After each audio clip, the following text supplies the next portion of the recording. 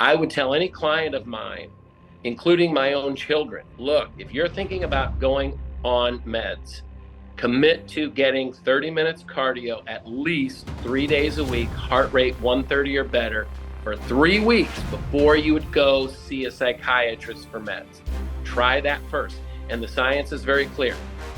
30 minutes cardio is going to have a much greater effect with greater side effects. They're going to be positive instead of negative than any med on the market is going to have.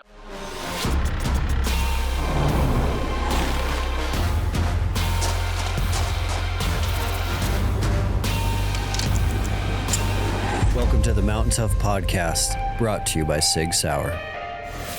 Welcome to the Mountain Tough Podcast. I am Dustin Diefenderfer, CEO of Mountain Tough, and we are so glad that you are here. We love seeing you come back week after week to the show. It is our goal every single week to bring you inspiring guests that help you with your mental toughness, fighting against mental weakness, so that you have more tools in your mindset toolbox to overcome adversity so you can live that abundant life, that always ready life. If you are a new listener, we are so glad that you are here on today's show. If you're a loyal listener, we would love it if you could take a second and leave us a ranking and a review on the podcast store of your choice. Those rankings and reviews mean the world to me. I love seeing your feedback. We are huge believers in iron sharpens iron. So anything we can do to be better and add more value to your life, we love seeing those come through. And the rankings and reviews, they do allow with the algorithm for these shows to get out and help more people and change more lives. The Mountain Tough Lab has been rocking and rolling. We are through Tough Fest. Tough Fest was such an amazing, epic event. If you missed it this year, definitely look at marking your calendar in the middle of next June. Tough Fest is one of those days that can change the trajectory of the next 10 or 15 years of your life. Getting around a like-minded community and seeing mountain toughers gather from around the world, it is a life-changing, epic, magical day. There's no better way to put it than if you're looking for a jumpstart, if you're looking for a life change, if you're going through a rough time, or if you just want to be around a bunch of like-minded individuals, Tough Fest is your opportunity. And that is always in the middle of June here at our headquarters. Check that out. If you miss 24, do not miss 25. Also, as a podcast listener, all Mountain Tough podcast listeners do get the opportunity to try the Mountain Tough Plus app for 6 weeks for free. So as a listener of any episode or today's episode, you can try Mountain Tough. It's 6 weeks for free. All you need to do is use the code MOUNTAINPOD. That's all caps, all one word, MTNPOD. Mountain Pod will get you 6 weeks on the Mountain Tough app, so you can check out all of our physical programming. You can do several weeks of workouts. You can check our mindset programming, our physical, spiritual, nutritional, and all our bonus content. So the subscription unlocks everything we offer. And with Mountain Pod, you can try that. It'll give you 30 days plus your 14-day free trial for 6 weeks free. All you need to do is click Start Free Trial at mountaintough.com and enter the code MOUNTAINPOD. Transitioning over to today's guest. Today's guest is a show I've been waiting for a long time. His book, got it right here, Relentless Solution Focus. It did change my mindset. It did change the paradigm on how I thought about problems and solutions. It's probably one of the most helpful tools I've ever found for staying positive, getting out of ruts, making sure that we're not getting beat down mentally. Relentless Solution Focus, he calls it RSF, changes the game in how you navigate mental issues, whether that is problems at home, problems with your kids, a fight with your wife, problems at work, on the mountain.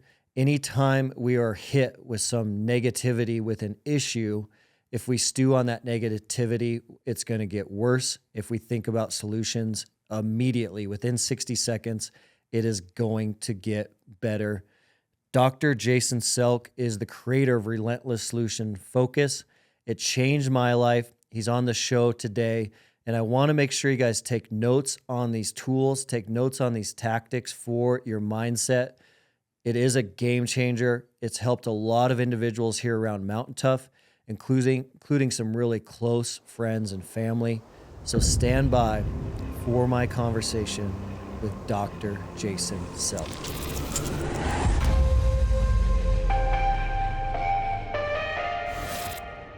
Well, let's dive in. Let's explain, Jason, in this first part of today's show, what you're doing now, what your work is all about, what your work has been all about for decades. Well, I'm just so wildly passionate about helping people. And I got really lucky, I think, early on. When you're passionate about something, I think it's really easy to get noticed. And I'm not doing this for the money, although I do charge people, and I'm not the cheapest coach you're going to hire. But what really gets me is just, if you want to get better, if you want to improve, I know a lot of things about how this brain works. And for most people, it works against us, but with some small adjustments, we can really turn the tables and start to control success instead of it being kind of in control, you know? Yep. So I was really lucky early on that I got into the sports world, and I went from a nobody really to one of the top guys in the world really within a couple of years. And because of that, I was able to get book deals and get a platform where I really have been sold out from the time I started in business within a year or so. So it's just been really rewarding for me to be able to work with people that want to get better. And, you know, again, I don't care if it's you're wanting to throw the fastball more accurately, if you're trying to be a better plumber, if you're trying to shoot and win the gold in the Olympics, if you're trying to be more mountain tough, it makes no difference to me, as long as it's something that you being great is going to make the world a better place. I'm all in. So what I've done really from the beginning of my career is I'm a grinder. I mean, I'm working all day long. You know, I've been on the phone. You might hear my voice a little bit cracked at this point. You're my last thing of the day. And that's why I put you as the last part of the day, because I just totally prioritize my clients all day. And I've been screaming and hollering since 8:30, 9 o'clock this morning. And when I get off the phone with you, I'll start getting myself ready to do it again tomorrow. Love it. Yeah, but it's a lot of what I do is not tell me how you feel. I mean, I'm a mental health professional. I got a mental health license, and I know a lot of people in my field, it's more reactive. Tell me how you feel. Let's see if we can do something with that in a positive direction. But for me, I can do that, and that's fine. But I really want to teach you the things that I know about mental training. Like I said, if we can just train the brain in certain ways, performance becomes a whole lot easier. So does health and happiness. And that to me is just the end all be all of why I'm on this planet. Really is what gives me purpose in life, to help people get to their potential and serve the world in a better place. I love it. And how come our brain, by its standard nowadays, it defaults to working against us? Why is that happening? I think the biggest thing is, and I talk about this all the time, it's called PCT. If people are taking notes, this is one you want to know about. This is a really, really important factor of how the brain works against us. It's called PCT, problem-centric thinking. And it's unfortunately biologically built into all of us. And the reason is, hundreds of years ago, when the world wasn't such a safe place comparatively. I mean, I know people, you know, we just had this global pandemic and there's all kinds of crazies running around out there. But if you look at our world today, as opposed to hundreds of years ago, this is definitely the safest, healthiest, easiest time to be a human being. But PCT is the biological tendency to focus on the negative. Hundreds of years ago, it's what was necessary for the advancement of the species. If I lost sight of all the negatives out there, for example, I'm building a shelter. My wife and I are building a shelter, and we've got 2 young children, and we're trying to just set up a shelter for our family. And there's a river behind us, and the wilderness is in front of us, and we know that there's a bear out there, 40, 50 yards away, and there's a river behind us, and our kids they're good swimmers. We taught them early, but that river's got undercurrents that they may not be aware of. So I'm building the shelter. My wife's trying to find materials to help me build the shelter. And all the while, we have to be sensitive to those threats. My children drowning, that bear getting all of us. And so not only are we built to biologically be aware of the threat, but then we've got this thing in our brain, it's called the caudate. It loops so that even if I get distracted from the bear, my brain is built to go back to it. So I'm building the shelter, and I got to focus on hammering. And as I'm focusing on this, my brain has this biological tendency to say, yeah, but where's the bear and where are the children? And I'm hammering, where's the bear and where's the children? And so hundreds of years ago, it was better than the alternative. It kept us alive longer. But now we don't really have to worry about those imminent threats on such a regular basis, but our brains have not evolved. Our brains still have that PCT. And the issue now is, although hundreds of years ago, PCT was essential for the advancement of the species, now it's so detrimental for performance, for health, and for happiness. And the rationale, it's all biological. Every time I think about the bear or the undertow, my brain kicks out a neurotransmitter called cortisol into the bloodstream. Cortisol is the biological initiative of stress, anxiety, fear, anger, depression, guilt. They call them the nasty 6. And those negative emotions are really useful. They're the trigger, they're the alarm that's supposed to say to you, hey, something's wrong. You got to shift your thinking. But most people just aren't being trained on this piece here. What most people do is they just have the biological direction of focus on a problem and then continue to focus on the problem. And then we have this cultural myth. It's so crazy. People have been taught that if we talk about our problems, it's going to naturally lead us to solutions. Is actually something that people believe is healthy. But the truth of the matter is there's no empirical evidence. If you do search for the truth, empirical is just a fancy word for proven in real life. There's no empirical evidence anywhere that says talking about your problems leads you to a discussion on solutions. In fact, it's just the opposite. It's expectancy theory. Whatever we focus on, we expand. Yeah. So it's actually a shift in thinking. And again, I think a lot of us have given ourselves permission to think about our problems. That's kind of the normal piece, but then just talk about the problem over and over. Keep talking about the problem. And like I said, culturally, we've been taught that that's okay, that that's actually kind of a good thing to vent and just talk about your problems. And maybe it allows us to make deeper connections with people. That's the only value that I can really see from it. But the issue is we have to learn to retrain that process. It's not a continue to talk about and think about your problems thing. It's if you're thinking about your problems, you're going to start to feel a negative emotion. And when that negative emotion, you start to feel it, that's that cortisol going into the bloodstream. And that cortisol is going to kill us. Just so you know, people with this PCT, they're going to die 14 years earlier than people with this new training of RSF. That's science. Now, this is not opinion. You're not going to hear anything.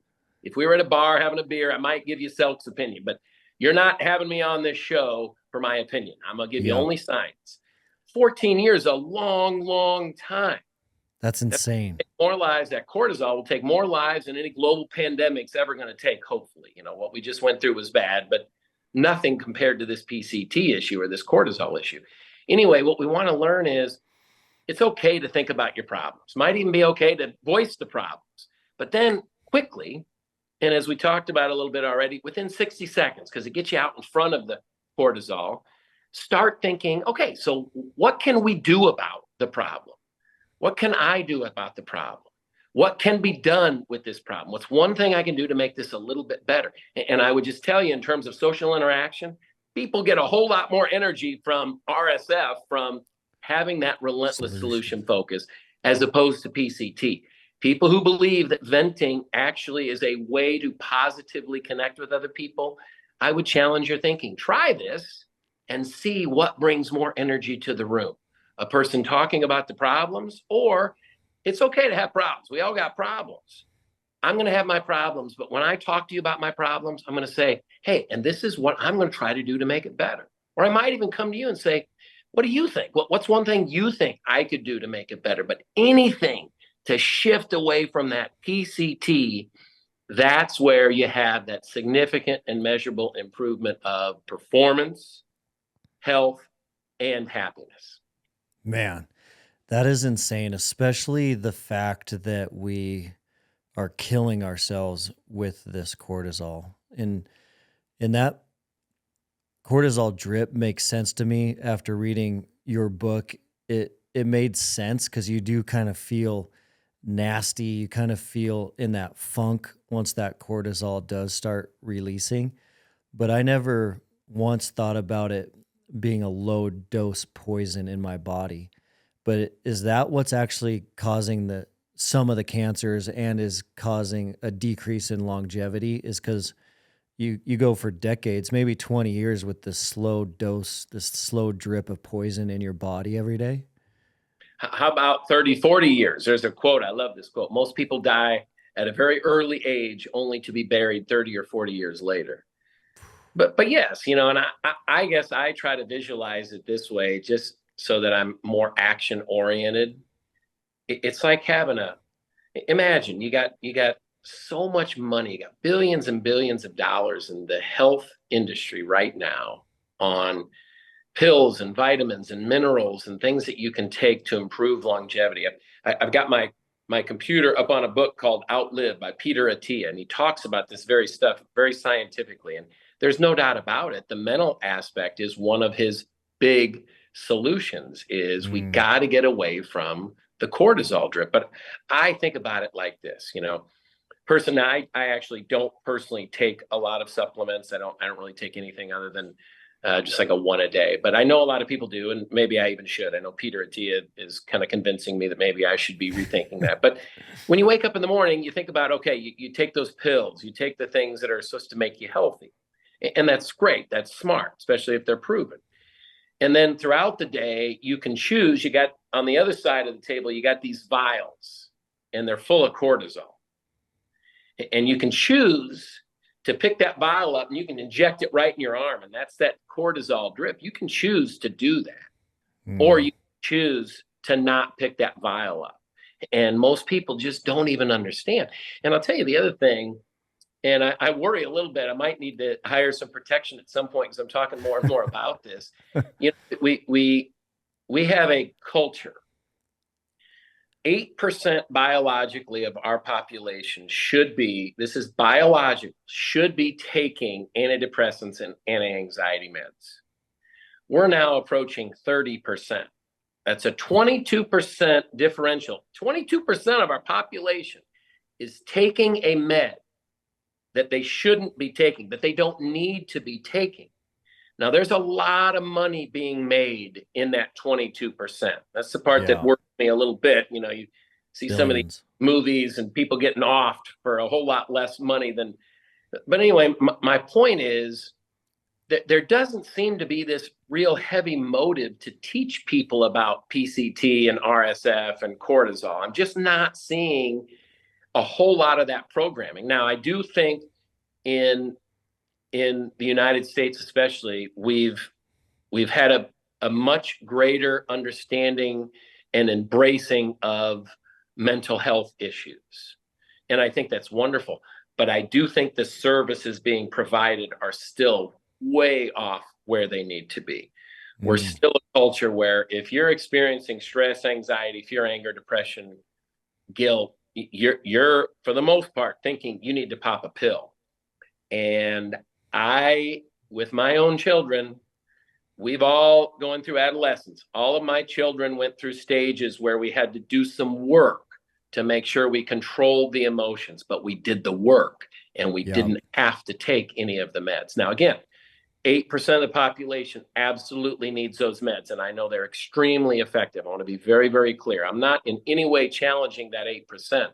I'm suggesting to the 22% differential, there could very well be a different alternative, something that's better. I'm going to say one more thing about those meds.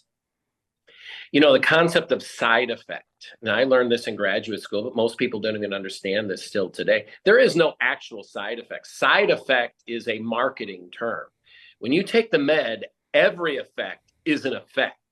Yeah. So those side effects that people are experiencing with the meds, they're every bit a part of that med. And you got to be cautious of what you're putting into your body, effect or side effect. And again, if you don't need it, there might be a better alternative. I'm going to say one more real quick thing that's an easy, without even having to go to work mentally on things.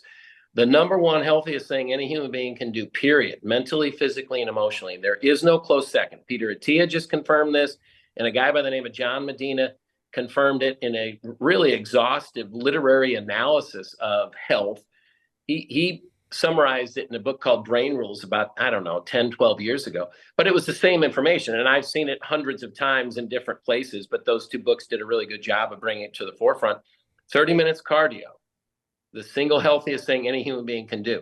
I would tell any client of mine, including my own children, people that I love, my mother, my father, my wife, look, if you're thinking about going on meds, commit to getting 30 minutes cardio at least 3 days a week, heart rate 130 or better for 3 weeks before you would go see a psychiatrist for meds.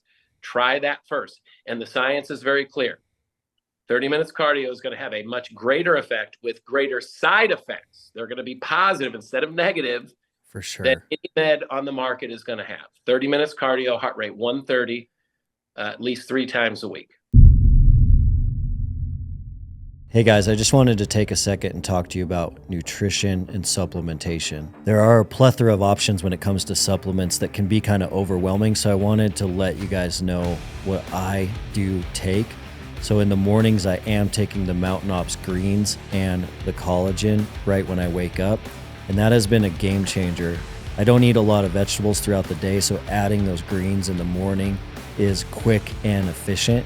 And I can really feel the collagen. In addition, I do enhance my workouts. My Mountain Tough training sessions are quite difficult, and so I do like to take the Enduro. It gives you a cardio enhancement that you can actually feel. And then I also like a little caffeine with my workout, so I'm taking the Mountain Ops Ignite. Lastly, it's really important that you are getting enough protein and recovering after these difficult sessions. What I do know is even following a strict whole foods diet, I'm not getting nearly enough protein on most days unless I take a supplement. So I do take the Mountain Ops protein after my workout to make sure that I'm hitting about 1 gram per body weight for a functional athlete. So taking the Mountain Ops protein with some creatine after my workouts has been huge. Those are the products I am taking and that I recommend. The Mountain Ops team is giving Mountain Tough podcast show listeners an exclusive discount to their products. It is a great deal. So for a first-time purchase on mountainops.com, you do get 20% off. All you need to do is go to mountainops.com and then use the code MountainTough at checkout. That's MTNTOUGH. All caps, all one word. Apply that as your promo code at checkout, and you're going to get 20% off your first order. You've been listening to the Mountain Tough podcast. Man, and you can feel it and you can see it when you engage in that physical practice, and you feel it right away. I think what struck my mind as you were sharing those statistics that is really bothersome to me, which we talk a lot about on this show, is there's probably another large chunk of human beings that are still struggling deeply with anxiety, depression, suicidal thoughts, complacency, passivity, that are in that rut, they're in that funk, but they don't want to or don't think about pursuing the medications. And so if we look at Americans, it's probably like 5 out of 10 men potentially that are actually struggling with these things that just haven't made that leap yet to go down the medication route. So not only is it just the 8% that is really struggling and needs the medication, but I think there's a huge chunk of individuals that are struggling deeply, but getting a medication for that depression is something that they don't want to do or they don't think about doing. And so they're just going to sit in that struggle for a long period of time. Yeah, and I think that the biggest issue is people just don't know what to do. You Mm-hmm. know that there's been this light turned on of it's okay to have mental issues, and it is okay. I mean, it's human. So it's nice that we're kind of giving ourselves permission to be human, but in the same breath, there ought to be and here are your options of what to do. Let's start with let's get on an exercise program. Okay, if you do that for 3 weeks and you're not seeing any progress, then maybe what we want to do is consult a physician. Okay, and then after you talk to the physician, maybe what we want to do is find a therapist or find a book like RSF or I think there are some books out there that do give a person a bit of this is exactly what to do to get control of your thoughts. Now, I think I've done a really good job. Even when I was in the sports world, I was talking to a client of mine yesterday. I'm writing a new book, and it's a guy who used to pitch for the Colorado Rockies. And I said, hey, I'd love to put you in the book. Let's just kind of talk about what the work we did, the impact it had. And, I can't wait for his story to come out because it's going to be really impactful for people. He was a guy that wasn't all that talented, but he ended up kind of hitting the holy grail in Major League Baseball in 13 years. 10 years is considered the holy grail. Very few people in Major League Baseball make it 10 years, and he made it 13. And he was a guy that really shouldn't have been there. And he had real inconsistency his first 3 or 4 years. He got sent up and down, and it looked like he was kind of on his way out. And then I was with the Cardinals at the time, and a player from the Cardinals reached out to him. They were best friends and said, hey, you should read this book. But he just said it so clearly. He said, I didn't know what to do. I mean, I'd heard that I should be doing things and thinking certain ways, but I didn't know how to actually put it all together and think the right way when the pressure was on. And there are resources out there that can teach people specifically and clearly how to do that. And I would just suggest to all people, and like I said, if it's my family, if it was me, I would try these things before I go to meds. And if I tried these things and I'm really not feeling any relief or any significant relief to the point where I'm looking, then I'm going to get the meds. Yeah. But the biggest problem is, well, I think there's 2 problems. One, people just don't even know that you can learn to control the thoughts. And the second piece is we're becoming a very complacent, non-work ethic oriented culture. And that is quite disturbing. You got to put in the work. This is not going to happen without work. And does cortisol have an addictive component to it? Now that's a question I've not actually heard before. I'd really kind of need to think it through. I really don't know that it has an addictive nature to it, but I would tell you this. It doesn't grow in its propensity, meaning the more you do it, it doesn't get stronger. But the inverse is true. So the inverse of cortisol is serotonin, dopamine, norepinephrine, and epinephrine. Those are kind of your 4 positive neurotransmitters. Those are neurotransmitters the brain kicks out that cause the positive emotions: pride, happiness, satisfaction, really the good stuff, and positive energy. Okay, so if you think about exercise, that 30 minutes, heart rate 130, is a therapeutic release of serotonin, of the positive neurotransmitters. But the more you exercise, the more your brain is able to produce the serotonin with exercise. So to me, that's kind of the positive addiction side of it.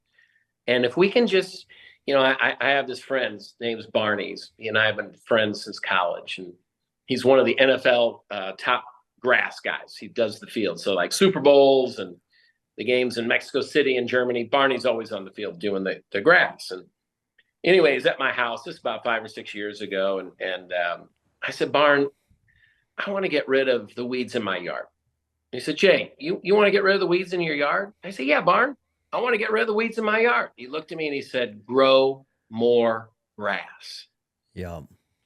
That's huge. That really stood out to me, and that's the part where you got to do a little work. If you're not feeling mentally right, that's your brain and your body saying, hey, self, something's off. You got to change something. And that's where you kind of get up, how do you grow more grass? Start working out. Get the 30 minutes cardio at least 3 days a week. If you can't do that, work towards it. How do you grow more grass? Learn how to do a mental workout. Read the book RSF.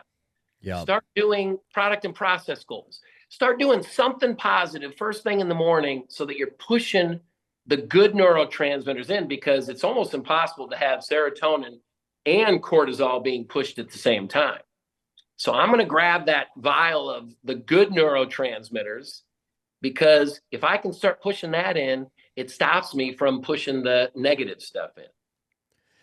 Yeah, I can share my personal experience there, which I think is helpful for listeners, is that even at Mountain Tough, this show is about helping people with their mindset. Every episode we talk about mindset tools that people can put in their toolbox. And the PCT concept makes perfect sense to me, that we used to have to focus on problems for survival. That just understanding that and digging into that paradigm shift was really helpful. And then understanding RSF and Relentless solution focus was a game changer for me, especially the month that I read it. We were going through a lot of different things at work, and to understand the quicker I can come to solutions, and if I can get that shift to happen within 60 seconds, game changer.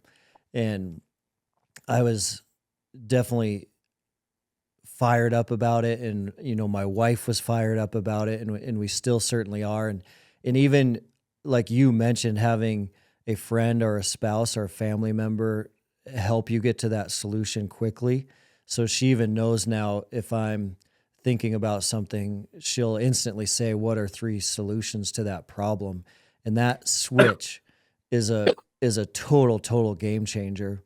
And then just the nature of our work, we're working out for a living, so we get the dopamine rush of that every day, which is amazing. But what's powerful to me is understanding more and more how we truly do need to put in the work to rewire our brain, because even after understanding and digging into a lot of these concepts, it's not like all the work is done yet for me. I still have a tremendous ways to go, because I can still get caught off guard, and I can still get into a big season of ruminating on these problems and making these problems huge in my mind. And then, once you're down that slope, it's hard to get back out. And so I think an important thing is that understanding that we do need to rewire, and this is a long-term process. Yeah, I guess, and what I would challenge people on is, I'm not going to challenge. I'm just going to say it this way. when it comes to mental training and physical training, and I think you could apply a lot of things to this, but I'll just say with the mental training, it's not how much you can do in any one given day. It's how many days you're going to do it. Mm. And again, I think what my strength, one of the reasons why I've had success in this field is I really work to not overcoach, to not overdo it with people. So I know I can't say, listen, Dustin, I need you to do 45 minutes of mental training a day. No, nobody's going to give me 45 minutes of mental training a day, at least not many days in a row. Mm. But what I can get, I would just put it down to two things. I think the advanced mental training person is doing mental workouts. And I don't know if we'll get into that or not, but it's in the book. It's a 2-minute process. It's actually a little bit shorter than 2 minutes. If you could do that 3 days a week, you're really elevated. You're playing in the pros from a mental standpoint. If you're just kind of getting started, the two, one, we got to get the cardio in. You just have to get cardio in. I always say getting 30 minutes of cardio is like putting grease on the bike chain of life. Everything is going to be easier. You're biologically setting yourself up that bike is going to be running flat surface or even downhill as opposed to uphill all day long. And then from a mental standpoint, just take 20 seconds and write down 3 things you did well in the previous 24 hours. And I know it sounds really simple, but you said something. You got to retrain your brain. Think about this. When's the last time, I want the listeners to think this through as well. When's the last time you gave yourselves credit for anything? Yeah. Yeah, you're always thinking about the problems. It's so normal. You'll do 100 things right, one thing less than perfect, and your mind goes to that one imperfection and just totally overlooks the good stuff. And I would just tell you, that is a pure sign of mental weakness. It's really normal, but I tell you, normal is weak. The people that are in Mountain Tough, you're not normal. You're not training people to be normal. Normal is couch potato. Normal is 40 pounds overweight and can't walk up a hill without, breaking a sweat and needing to sit down. Well, yeah. That's not good either. We don't want to be that way. You got to put some work in to be abnormal. But my point is, you got to retrain the brain, because your brain is just, the normal way to think is, I'm no good. And the number one variable for all human performance is self-confidence. So think about this. If on a daily basis, you overlook all the good stuff you do and only focus on the one imperfection, what do you think that's doing for your self-confidence? You're destroying it. And then not only are you destroying it, but then you're pushing biologically the cortisol in the bloodstream, which is going to make you feel like garbage. It's going to rob your energy. I mean, you're just putting yourself in this hole that's going to just keep spiraling down and down and down. So how about just every day? I don't care how bad the day was. I don't care how good the day was. You write down 3 things you did well. And I know the problem is, a lot of people are going to say, well, I didn't do anything well. Screw that plan. Screw that. I got a good friend. He says these 2 words all the time: screw perfect. I love that phrase. A done well is anything that promotes personal or professional health or improvement. Anything. Here, I just moved to Miami and I'm living right in the middle of Brickell. Okay, this is, I'm an Iowa boy, and so living in the city took a minute to get used to. But man, you walk outside and there is a million things to do at all times. Yeah. Okay, so I guess it was 2 nights ago. So that would have been a Monday. No, it was Sunday night. That's right, Sunday night. I needed to run to the grocery store. I walk there. It's a 2-block walk. So I walked down there, and there's a bar right across the street, and I made some friends over there. It's a nice little dive bar, and they yelled over, "Jay, come over and have a beer. It's my birthday." One of the guys working there. I said, "Well, let me run the groceries up and I'll come down and have a beer." Anyway, 5 beers later, he says to me, "Hey, it's my birthday. Let's go out to another bar." And I said, "No." I'm not going to get Miami tonight. So my done Yeah. well was I had 5 beers instead of 6. And who Yep. knows what that number would have been if I would have went out. And look, I'm not proud of having 5 beers. That I'm certainly not encouraging people to go drink 5 beers or more. I'm just saying, for me, As a that win. I could have gotten a lot worse, and I was proud of myself. I was a little upset that I let it get to 5, but I was proud that it didn't go to a bigger number than 5. Anything that promotes personal or professional health or improvement counts as a done well. Anything. So 2 things. If I was going to get you to start retraining your mind, get your cardio, and then just on a daily basis, try to write down 3 done wells. And that's a really good start. But again, I don't need you to write down 10 done wells. How about 3? And if you can't get 3, write 1 down. But I want you to do it 3-4 days a week, because if you write 10 down on Monday and then don't write any down for another 10 days, it's a waste of time. It's the 72-hour rule. Muscle deterioration begins within 72 hours of your last workout. So if the workout you're doing today is so hard that you're not going to be able to come back within 3 days, stop doing as hard of a workout today. Got to recover. Back in there within 72 hours. Let's peel that onion back just a little bit more so that it's incredibly clear and practical. So if you have like a 40-year-old male working professional, a couple kids at home, let's say they have their physical side down already, mindset training and mental training so that they're not becoming mentally weak. They're fighting that weakness. Practically, what should their week look like? Well, I'm going to challenge you when you say the 40-year-old male with 2 kids has the physical side under control. Your Mountain Tough people probably do. Yeah. But I've worked with enough of this population to know that is a rarity. I am so scared for the 30 and 40-year-olds out there. I'm 53 and I'm in better shape than most of you folks at 30 and 40. And that's not how it's supposed to be. That is not how it's supposed to be. So again, I'm not going to take for granted that the cardio is in place. So my first answer is get the cardio in place. Second would be write down 3 done wells every day.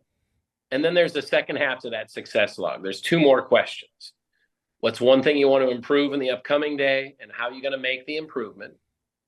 All right. And then if I was going to go kind of pro level, it would be, and then let's also do mental workouts. Now, if we could get every one of those 3 things, we could do the cardio 3 days a week or more.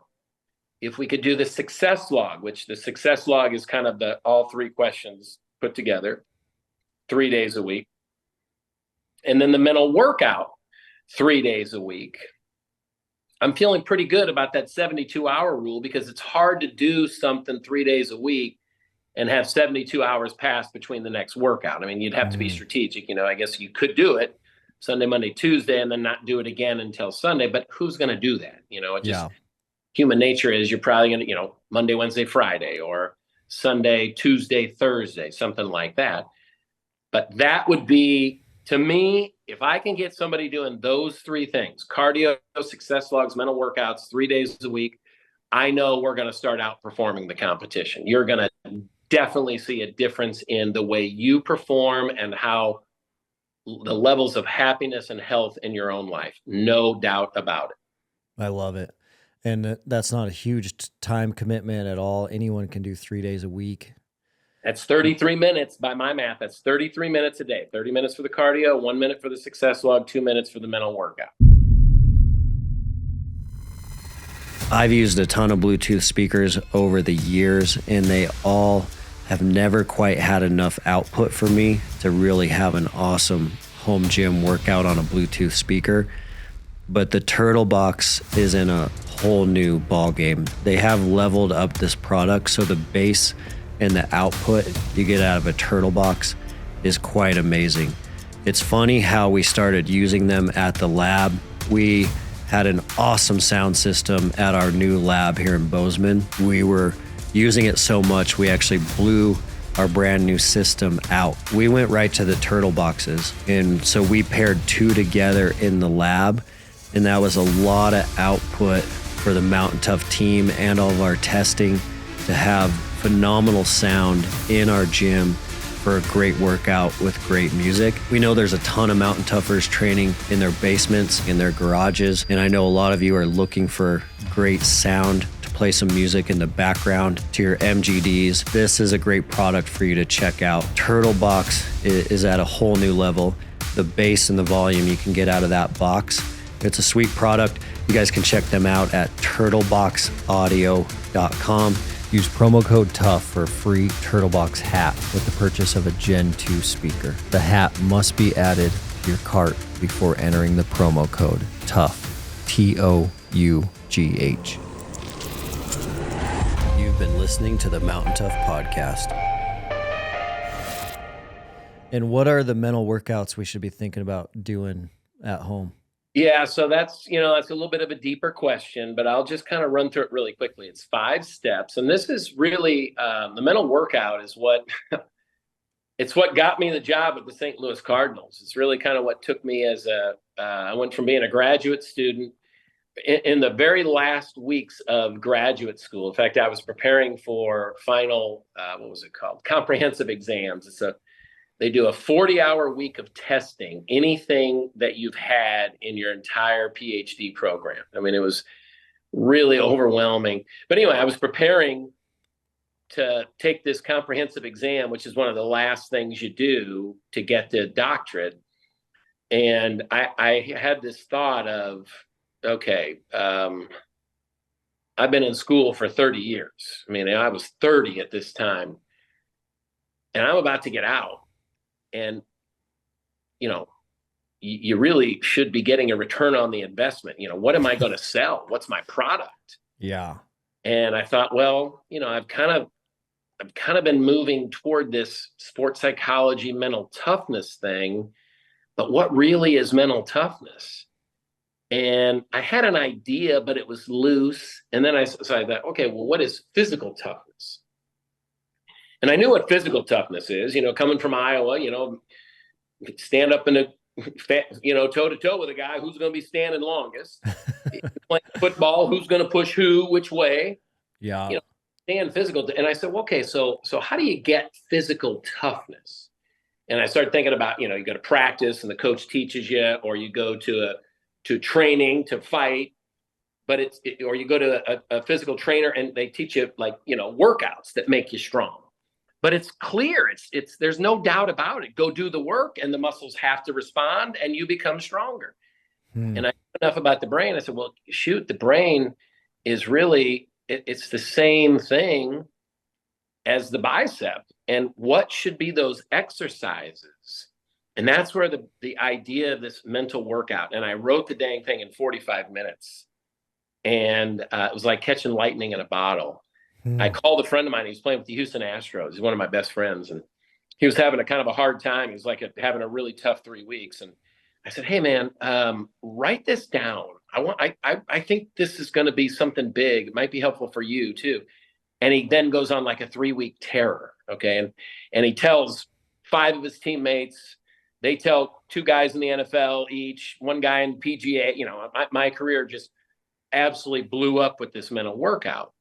For a pro athlete, it was 3 minutes and 40 seconds. And I still think with a pro athlete, it's a little bit longer than for just non-pro athletes. But for us, it's 1 minute, 40 seconds. It's 5 steps. 1 is a centering breath. You just breathe in for 6, hold for 2, breathe out for 7.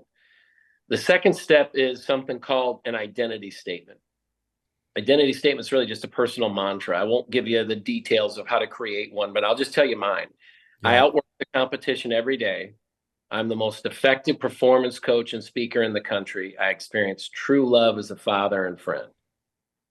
And then the third step is visualization. It's 1 minute worth of visualization. And what I visualize for the first 30 seconds is I've developed this, it's called the vision of self-image. I know 5 years from now what I want my life to look like. It's, and in the book, I walk everybody through this. So if people are interested, it's in chapter 7, 8, and 9 of Relentless Solution Focus. But you create with very details of what's most important in your life, where you want your life to be in 5 years. So I watched that video and it shows me where I want to be professionally, where I want to be with my children, with my family, and where I want to be with my own personal health and happiness. That's the first 30 seconds. And then the second 30 seconds is, okay, so what do I need to do in the upcoming day to best position myself in 5 years to be living that life? Another way to do it is just, what are the 3 most important things I need to do well in the upcoming day? Yep. But again, you kind of start low level and you get better and better at this stuff. But I've been doing it for a long time. So I'm really obviously advanced at my own mental workout. So every day I think that's where I want to be in 5 years. And then I just kind of, run through the important points of my day, but it only takes 30 seconds each side. And I get myself really mentally ready to attack the most important things. That's the third step, that visualization piece. And then the fourth step, I just repeat the identity statement again. And then I take that same centering breath, breathe in for 6, hold for 2, breathe out for 7. And again, I think you do those mental workouts 3-4 times a week. Game changer. You'll have an advantage on the competition. Just trust me. I don't have anybody that commits to doing mental workouts say to me it's not an extremely effective use of time. In fact, it's what got me the job with the Cardinals. It took me from like I said, a graduate student to one of the top sports psychology consultants in the world in a very, very short amount of time. And it's all science-based and it just flat out works. But you got to do the work, and that's the thing. I know you and your population, your people are not afraid to work. And that's a really positive thing. I hope you guys all need to be giving yourselves credit for having work ethic. It's one of the things with my kids, and this is kind of based on science and research of what people, I get a lot of companies will hire me and say, help us with our talent selection, with our recruitment, who should we hire? And if you do the research, and I always just do research and look for parallels, what do all the people that have been successful, are there parallels of what they have all said? I'm not trying to be the smartest guy. I just want to know what the smart people have done before me. And I'm going to emulate that. Well, Coach Wooden, his 2 foundation blocks of his pyramid, he calls it enthusiasm, which I'll just use the term positive energy, and industriousness, which I would call that work ethic. Jack Welch, positive energy, work ethic. You can look at multiple different sources across industries, and that's what really causes people to be successful, the work ethic and a positive energy. And with my own children, I've really, I don't think I'm going to be getting Parent of the Year award, but I've done some really good things with my kids. I've taught them the importance of cardio. I've taught them how to recognize those done wells on a regular basis. And that's a big, big deal. I didn't know how big that one was going to be. I've taught them the importance of work ethic and positive energy. And, I'm not one of those biased dads. I'm not the guy in the stands thinking, why is my kid not playing more? In fact, probably just the opposite. My kids would probably tell you I'm harder on them than anybody else. But man, my kids just seem to be thriving against the competition. And again, if I said, well, what is it that I did? What gift did I give them? And I think they'd say the same thing: cardio, done wells, positive energy, work ethic. I don't think it's got to be that much more difficult.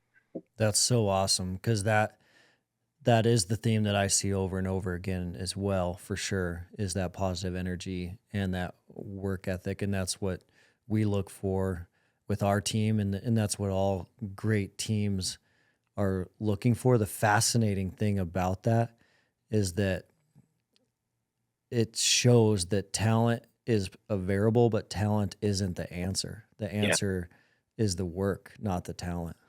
Have you heard of Dan Gable, the great wrestling coach from Iowa? I have, yeah. He's an icon in wrestling. I keep looking over here. I just moved to Miami 2 weeks ago, and this is the first time I've seen it's like a hurricane rainstorm out there. It's crazy. So I'm like, should I be evacuating the building? But I can't even see, 100 yards. Anyway, I asked Gable one time, I said, Coach, what would you rather have? An athlete with work ethic or talent? And he smiled. He looked at me and he said, both. Now, you got to understand, that was at the point. Gable's, he was the #1 wrestling coach in the world by far, and he was able to get both. So he was just kind of, pimping me a little bit, but we kept talking about it, and he said, no, but the truth of the matter is, if I had to choose one or the other, if I don't have athletes that come to Iowa that aren't full of talent at this point. Yeah. That what I've seen is, if a person has more talent than work ethic, I'm probably seeing them at their best already. But he said, if it's the inverse, if their talent isn't quite what their work ethic is, if their work ethic is just really high and their talent's really high, but not as high as, then I know for a fact I haven't seen them at their best yet. Now, again, that's coming from a coach that had more success. John Wooden, he was voted greatest coach of any sport, the UCLA basketball coach, but Wooden told Gable at the Olympic Training Center, Wooden himself said to Gable, he thought that Gable should have been voted. So you're talking about one of possibly the greatest coaches of any sport of all time saying that, but still, I think that's a really good resource, and it makes sense. Work ethic, talent has the ceiling, work ethic takes the ceiling off of talent. That's so awesome. Well, I want to recap, and then I have one or two more questions for you, Jason. But I think, the recap is super helpful. We got to quit thinking of problems all the time that is in our biological ancestor principles that, not always in life, very rarely in life are mountain lions jumping out trying to kill us, even though some of us do get into those situations all the time. Your people, it probably was a bad example, but yes. But in normal life, in day-to-day life, we are fairly safe. And so we turn ordinary family or business problems into huge mountains when they don't need to be huge mountains. And the more we think about those and talk about those, the worse they become, because that cortisol's kicking out, and that cortisol is killing us. And the solution is to quickly go to a solution-based mindset. And to make sure that we're doing this all the time, we need to train. Just like we're training physically, the mind is going to atrophy like a bicep or tricep if we're not training it. And if we are training it, just like a physical muscle, it will grow, it will become stronger, and we can take that to more advanced levels for sure. I think a big question I have for you is around kids, which you answered those really well already. But the second big question I had was around social media, and what is social media doing in this equation? Because it can make it look like we're surrounded by problems at all times from all different levels. Yeah, let me unpack that one here in a second. But I think one thing, you and I are so familiar with RSF that we, maybe for the viewers, didn't give the actual tool. Yep. So when I'm experiencing the problem, and it could be a mountain lion, it could be I'm just in a fight with my wife, it could be the boss, got on my case today, it could be my child isn't behaving the way I want to.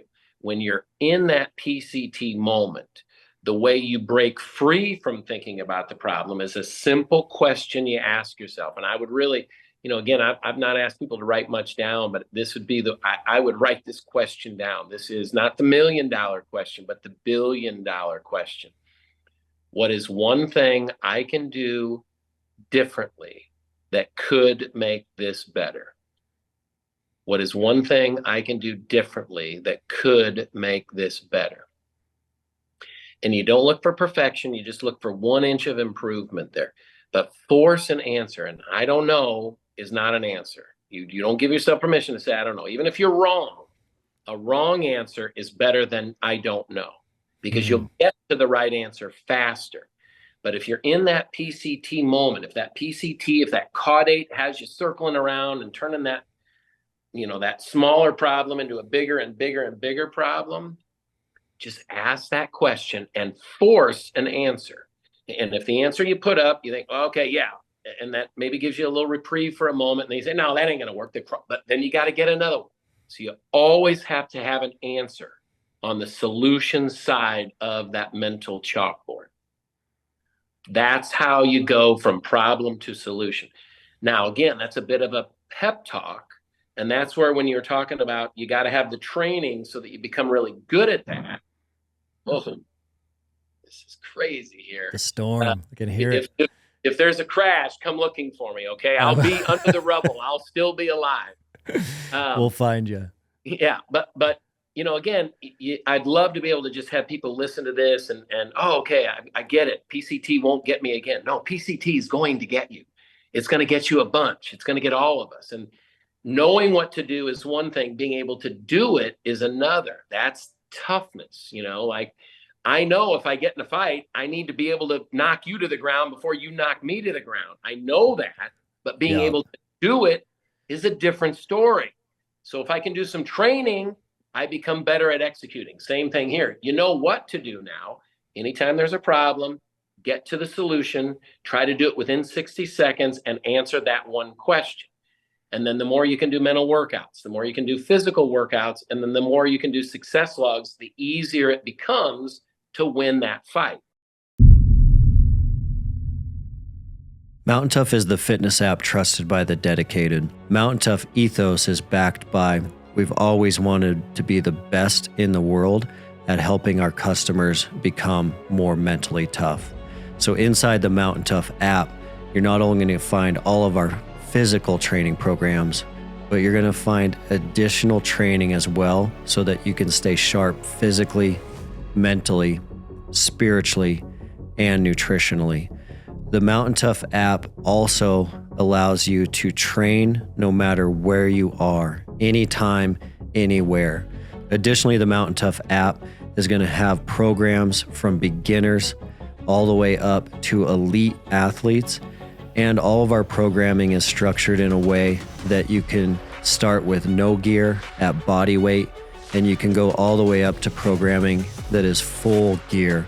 So you can do that in a robust home gym or your local gym. There's no excuse for you not to start today. With Mountain Tough, you can conquer your goals with the ideal program for your lifestyle and schedule. Train with equipment or just your body weight on your phone, tablet, TV, or web browser. Most importantly, Mountain Tough will help you train your mindset so you are always ready for anything life throws your way. Mountain Tough is offering the Mountain Tough podcast listeners an incredible offer. 6 weeks free on the Mountain Tough app. All you need to do is use the code MTNPOD to redeem your 6 weeks of training. That'll be a 14-day free trial plus a whole additional 4 weeks of training. Just go to mountaintough.com and enter code MTNPOD for your 6 weeks free on the best-in-class physical and mental training app.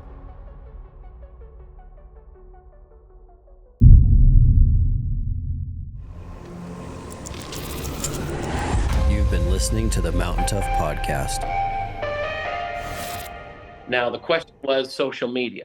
I would love, I know that I have a somewhat large social media presence, but I personally have literally not been on social media, not even 1 second, for 18 months. In fact, I'm here in Miami and, people are saying, hey, here, hit me up on Instagram. I can't even get on Instagram. I don't even have it. So I had to email my girls about passwords and I have it. I have the passwords, but I still haven't done it. But so I don't want to come off as an expert on social media. Okay. Because I'm really not. And I really don't like to talk about things from an expert point of view unless I have my own personal experience with it.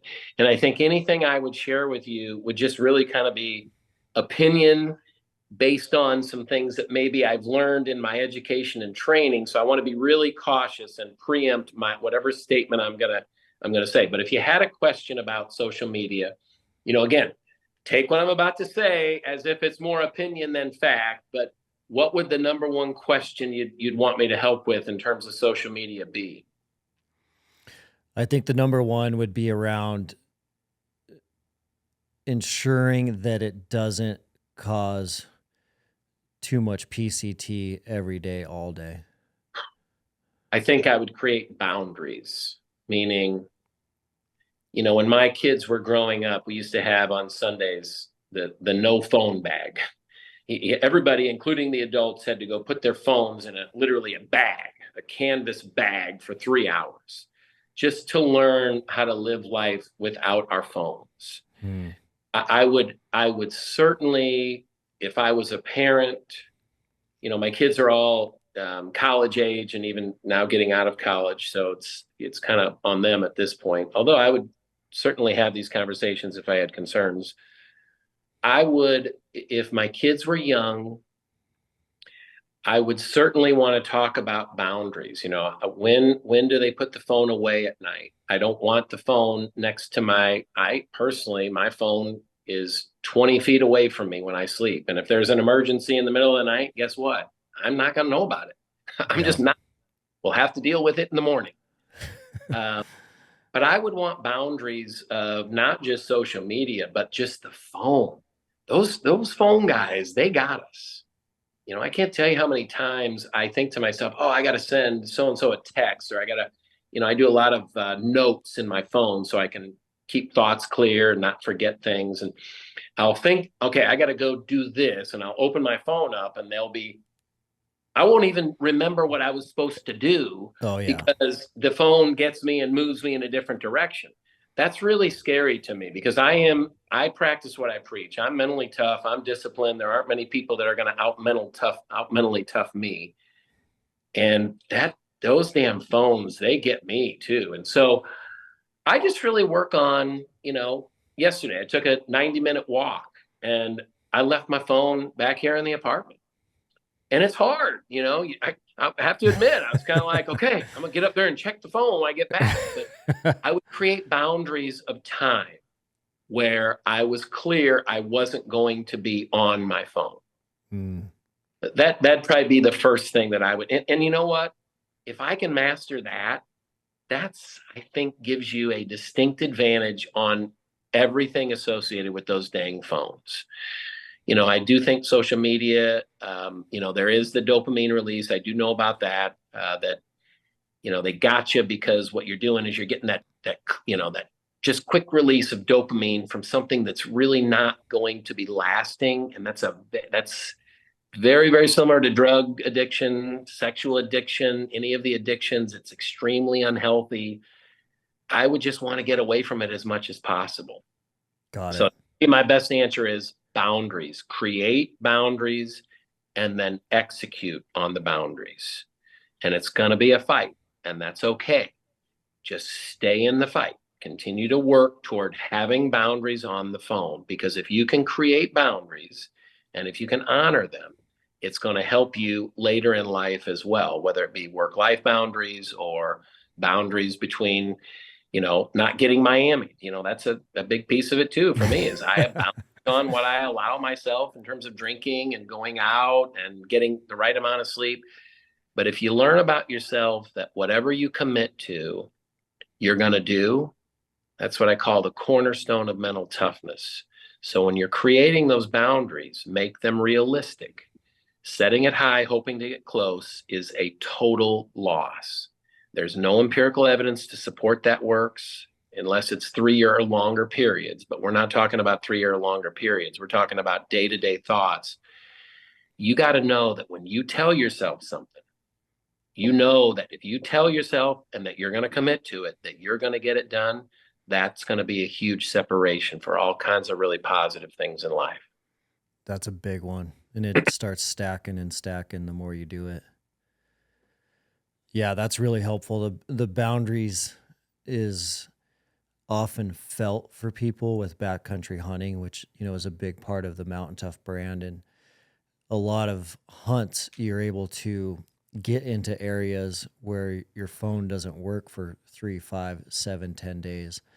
And in those environments, it is insane how good you start feeling. And it kind of has always reinforced to me that we're not always going to get to go on trips like that. Not everyone has that opportunity, but we can recreate a lot of that impact in our life every day, whether that's keeping your phone away from you at night, keeping it in the car, keeping it in the garage, anything you can do to create that boundary. Not only is it great for you, but it's great for your family. Your kids don't want to see you on your phone all the time either.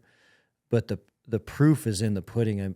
If you go in the backcountry for 3 days with a phone that has no service, or you don't bring your phone, the amount of life you come back with, the rejuvenating feeling you come home with because of that is life changing. And so it is kind of breaking that addiction any chance you can is a game changer.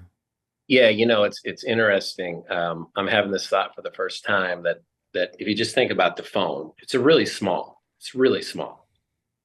Now, I know when you're focused on that phone, this is another really important mental fundamental. Your brain can only fully focus on one thing at a time.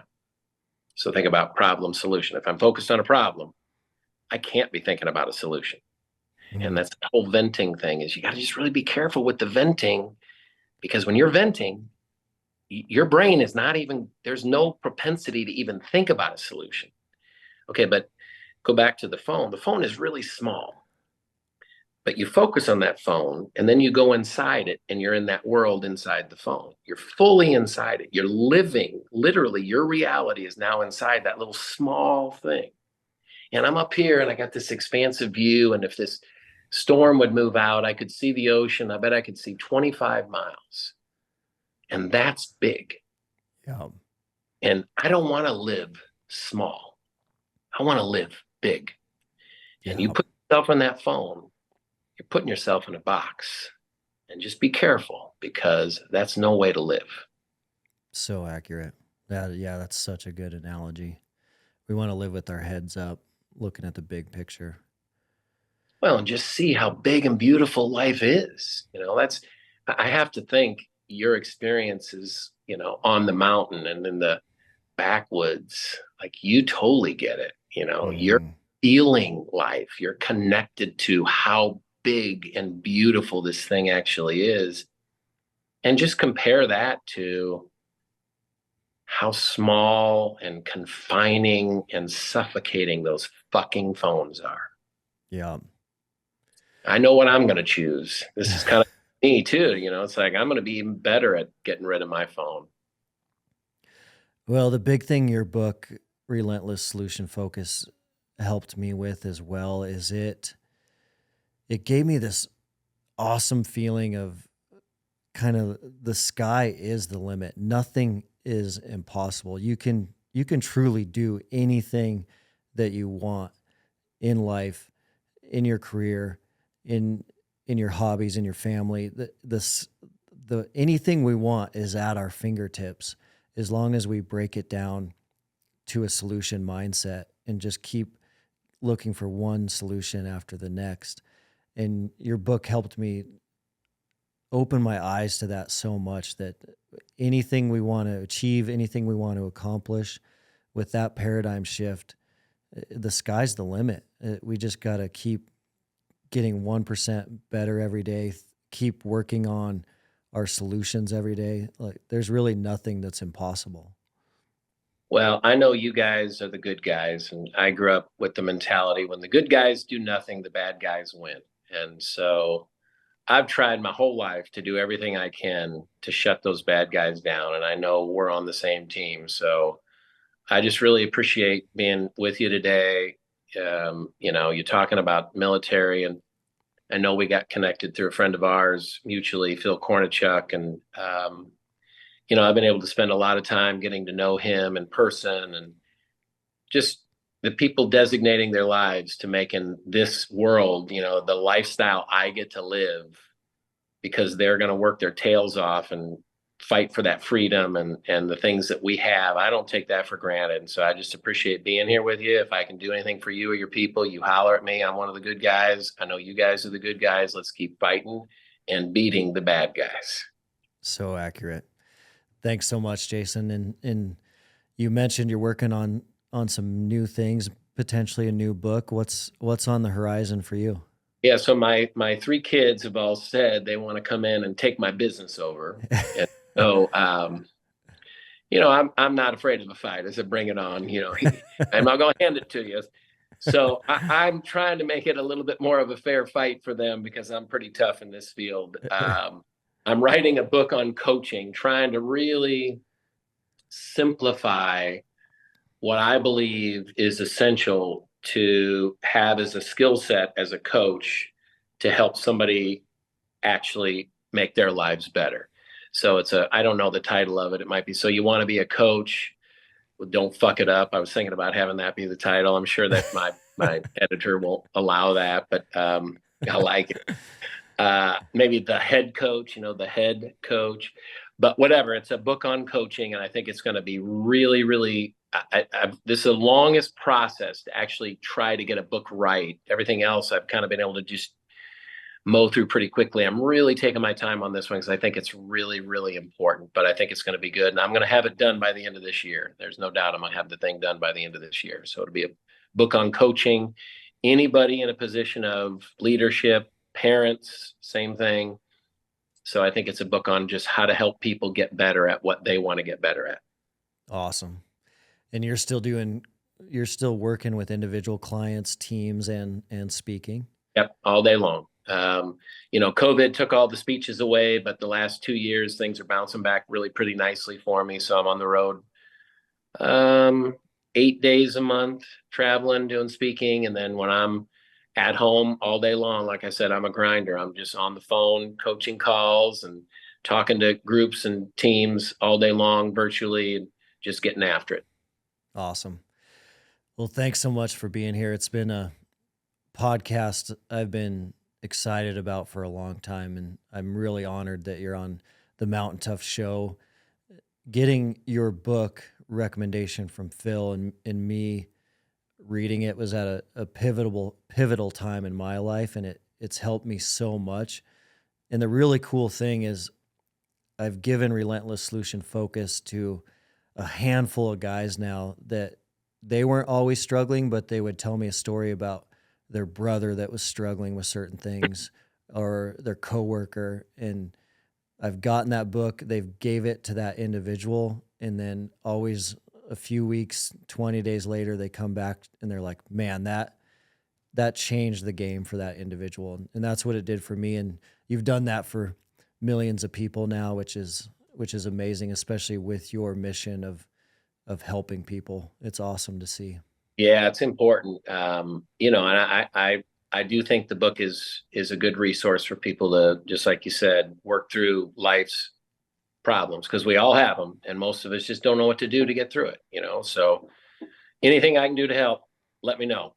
I enjoyed being here with you. Thanks so much. Don't get Miami down there. Don't take some mental toughness, but I'm trust my mental workout. In my mental workout, I'm seeing not getting Miami on a regular basis. Awesome. Well, thank you, Jason. I appreciate it. Thanks for having me.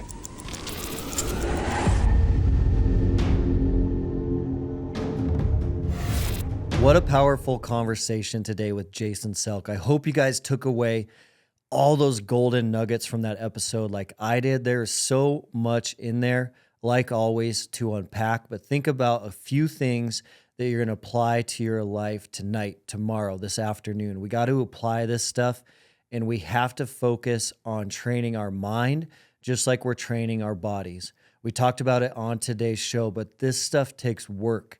If we're going to get mentally stronger, if we're going to fight against mental weakness, like Jason said, we do not want to be normal as mountain toughers, and normal is mental weakness. But to be tough in the mind, we have to put in the work, and we have to put in that work throughout the week. He talks about it. Let's focus on 3 times a week. We're going to do these things to make sure we're strong in our mind as well as our body. He talked about the cardio, but then most importantly, I know a lot of mountain toughers are getting this cardio, they're getting this training, but he talked about the practical tools you can do for your mindset, the relentless solution focus, getting away from problem-centric thinking. This was huge for me. This process changed my life. I know it's going to change yours. You can follow the tips he shared in this episode, but I encourage you guys, just order the book, Relentless Solution Focus. I don't recommend books often on this show, hardly ever, but this is one that we have all around the Mountain Tough office. All of us have dove into these concepts. We hand this book out all the time, and it works. These tactics work. They're going to work in your home, in your job, in the military, in any sport. They're going to work on the mountain. Solution-focused mindset. We all have that friend that no matter what is going on, they're always just looking for the next solution. No matter how bad it gets, they're finding that next solution. And those people are so amazing to be around. And we need to be those people. So thank you for being here. Thank you for diving into this episode. I hope you guys loved it. If you want more information on Jason, you can find him at Instagram at Dr. Jason Selk. That is a great place to dig in. Make sure you check out the book, Relentless Solution Focus. He has some other great books as well, including 10-Minute Toughness. So check out those resources. Stay sharp in the mind, just like you're staying sharp in the body. Love you guys, and we will see you on the next episode. Thanks for listening to the Mountain Tough Podcast. We'll see you next week.